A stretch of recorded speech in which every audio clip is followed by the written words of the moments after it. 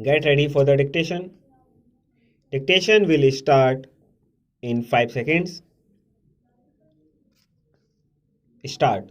This question, sir, in my humble opinion, should be viewed from a different angle from which it was looked at and discussed here yesterday.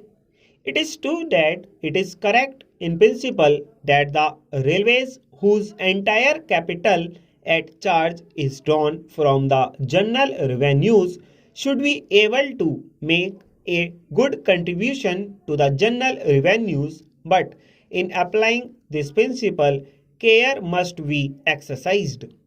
If we are looking at railway systems in advanced countries like the United Kingdom or the United States of America or any such countries, this principle no doubt could be applied on all fours. But in a country like India, whether it could be applied is a question that should be considered.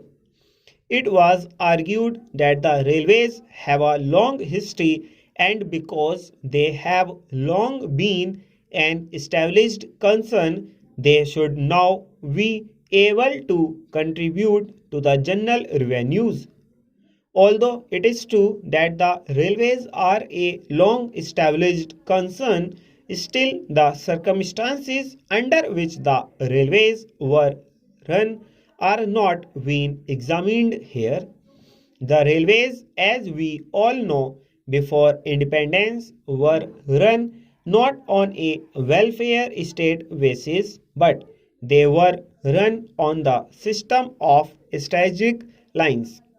When the railway lines in India were formed, it was not the question of developing economic resources.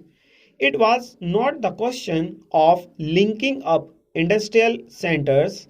It was not the question of linking up the railway system with pilgrim centers or centers of density that prompted the authorities, the private companies, to start the railways in India, but it was the strategic concern of the British government then that prompted these companies to form railways.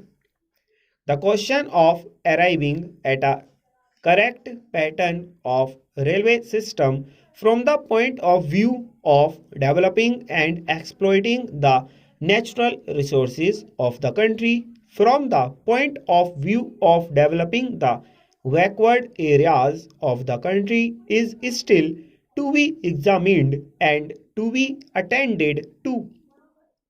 Well, from this point of view, as anybody can see, there is much scope for developing the railways. In fact, there is so much pressure on Honorable the Railway Minister for new lines that one will be at a loss as to where to find the resources from. They have undertaken in the second part of the 5-year plan to construct new lines of 1500 kilometers in length.